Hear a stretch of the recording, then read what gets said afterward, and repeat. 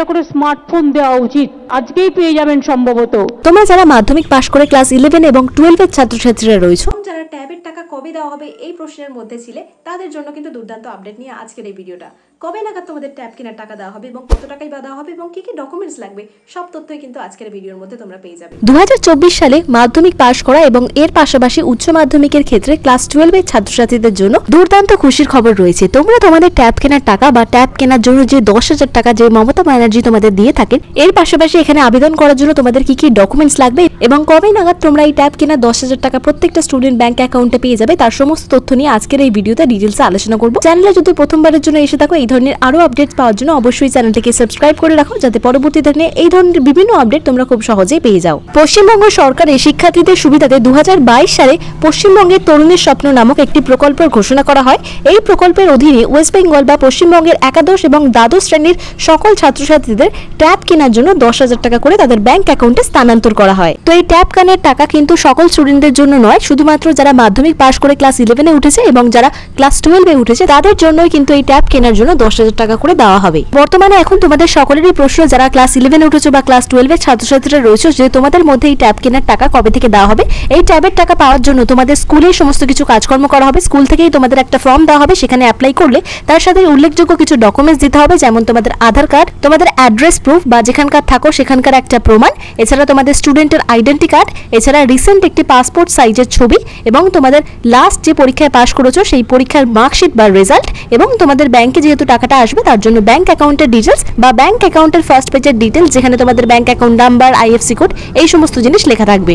এর সাথে তোমাদের বলে রাখি, ব্যাংক অ্যাকাউন্টটা যেন আপ টু ডেট থাকে, অর্থাৎ অনেক দিন ধরে টাকা পয়সার কোনো রকম লেনদেন হয়নি এরকম ব্যাংক অ্যাকাউন্ট দিও না। রিসেন্ট একটি কারেন্ট ব্যাংক অ্যাকাউন্ট দিও এবং তার সাথে তোমাদের একটা ভ্যালিড ফোন নাম্বার প্রয়োজন হবে। তোমাদের এই ট্যাবের টাকা পাওয়ার জন্য আরো একটি এলিজিবিলিটি ক্রাইটেরিয়া রয়েছে, যেটা হলো আবেদনকারী শিক্ষার্থীর পরিবারকে ওয়েস্ট বেঙ্গলের স্থায়ী বাসিন্দা হতে হবে এবং পশ্চিমবঙ্গের স্কুল বোর্ডের অন্তর্গত, যেগুলোর মধ্যে অন্তর্গত রয়েছে government of West Bengal school, government of West Bengal aided school, government of West Bengal sponsor school এবং government of West Bengal recognised madrasas. এবং তোমাদের ফ্যামিলি ইনকাম বা পারিবারিক বার্ষিক আয় 2 লক্ষ টাকার বেশি হওয়া উচিত নয় এবং লাস্ট যে পরীক্ষা তোমরা দিয়েছো সেই লাস্ট পরীক্ষায় তোমাদের পাস করতে হবে, তবেই কিন্তু তুমি এখানে আবেদন করে টাকা পেয়ে যেতে পারবে। এবার এই পোর্টালে আবেদন করার জন্য ওয়েস্ট বেঙ্গল তরুণের স্বপ্ন স্কিমের অধীনে আর্থিক সহায়তা পেতে শিক্ষার্থীকে তার নিজস্ব বিদ্যালয়ের সঙ্গে যোগাযোগ করতে হবে।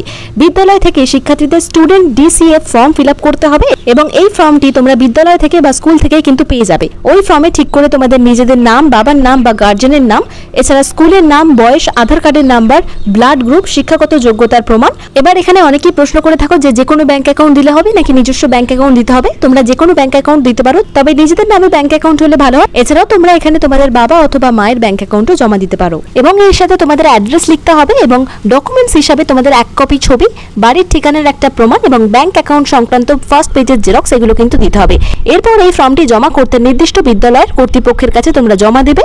তারপর স্কুলের প্রশাসন বাংলার শিক্ষার আইডি ক্লাস 11 এবং ক্লাস 12 ছাত্রছাত্রীদের জন্য সমস্ত যোগ্য শিক্ষার্থীদের বিশদ তথ্যগুলো অনলাইনে তারা সাবমিট করে দেবেন। এরপর সংশ্লিষ্ট কর্মকর্তারা প্রাপ্ত তরুণের স্বপ্ন স্কিমে আবেদনপত্র যাচাই করে এবং বাছাই প্রক্রিয়া শুরু করবেন এবং এরপর নির্বাচিত শিক্ষার্থীদের তালিকা সংশ্লিষ্ট স্কুলে কর্তৃপক্ষকে পাঠানো হবে এবং এরপর তরুণের স্বপ্ন প্রকল্পের অধীনে স্মার্টফোন, পিসি বা ট্যাবলেট কেনার জন্য আর্থিক সহায়তা হিসাবে তোমাদের 10,000 টাকা প্রত্যেকটা ছাত্রছাত্রীদের, অর্থাৎ যারা যোগ্য থাকবে, যাদের সমস্ত ডকুমেন্টসই ঠিকঠাক করে জমা পড়বে, তাদের ব্যাংক অ্যাকাউন্টে ট্রান্সফার করে দেওয়া হবে। তো এবার প্রশ্ন হলো, তোমরা কবে নাগাদ টাকা পাবে? দেখো, ক্লাস 12 বা দ্বাদশ শ্রেণীর ছাত্রছাত্রীরা যারা রয়েছে তাদের ক্ষেত্রে এই ট্যাব কেনার টাকার যে ফর্ম ফিল আপ সমস্ত কিছু প্রত্যেকটা স্কুলে ম্যাক্সিমাম শেষ হয়ে গেছে। আর কিছুদিনের মধ্যেই সেই সমস্ত ডকুমেন্টস ডিপার্টমেন্টের কাছে চলে গেলেই তোমাদের প্রত্যেকটা স্টুডেন্টের অ্যাপ্লিকেশন ধরে তোমাদের ব্যাংক অ্যাকাউন্টে টাকা তোমরা পেয়ে যাবে। তবে খবর সূত্র থেকে যেমনটাই সম্ভাব্য তারিখ উঠে আসে, তোমরা কিন্তু এই জুন মাসের মধ্যে বা জুলাই মাসের প্রথম সপ্তাহের মধ্যে তোমাদের এই ট্যাব কেনার টাকা এক এক করে পেয়ে যেতে পারো। মোস্ট প্রবাবলি তোমরা এই মাসের মধ্যে কিন্তু এই জুন মাসে তোমরা ট্যাব কেনার টাকা পেয়ে যেতে পারো। কিন্তু এবার যারা মাধ্যমিক পাশের পর ক্লাস 11 এ উঠেছো, তোমাদের ক্ষেত্রে বলি, তোমরা কিন্তু কিছুটা হলেও এই ট্যাব কেনার টাকা দেরিতে পাবে। দেখো, এখনো পর্যন্ত খবর সূত্র থেকে জানা যাচ্ছে তোমাদের স্কুলের রেজিস্ট্রেশন বা ক্লাস 11 এর রেজিস্ট্রেশন প্রক্রিয়া এখনো পর্যন্ত শেষ হয়নি। তো আগামী সপ্তাহ বা পরের সপ্তাহের মধ্যে তোমাদের রেজিস্ট্রেশন প্রক্রিয়া ক্লাস 11 এ শেষ হয়ে গেলে তোমাদের কিন্তু ট্যাব কেনার জন্য একটি ফর্ম দেওয়া হবে স্কুল থেকে। সেম সেম ভাবে যেমন ভাবে তোমাদের প্রসেসটা বললাম সেই প্রসেসেই তোমাদের আবেদন প্রক্রিয়া হয়ে সমস্ত প্রসেস যদি ডিপার্টমেন্টের কাছে তোমাদের পৌঁছে গেলে তোমরাও কিন্তু এই ট্যাব কেনার টাকা পেয়ে যাবে। তোমাদের মধ্যে সম্ভাব্য তারিখ হিসেবে বলতেই পারি আগস্ট বা সেপ্টেম্বর মাসের মধ্যেই তোমরা কিন্তু এই ট্যাবের টাকা পেয়ে যাবে। তবে কিছু কিছু ক্ষেত্রে তা পুজোর আগে বা পুজোর পরেও হয়ে যেতে পারে। তবে টাকা যখন দেওয়া হবে অবশ্যই তোমাদের সাথে শেয়ার করব এবং বিভিন্ন আপডেট তোমাদের সাথে শেয়ার করব। আজকের এই ভিডিওটা এখানেই শেষ করলাম। ভিডিওটা যদি একটু হলেও হেল্পফুল বলে মনে হয় অবশ্যই একটা ছোট্ট লাইক করে তোমাদের বন্ধুদের সাথে শেয়ার করে দিও। পরবর্তী এই ধরনের আরো আপডেটস পাওয়ার জন্য অবশ্যই চ্যানেলটিকে সাবস্ক্রাইব করে পাশে থেকো।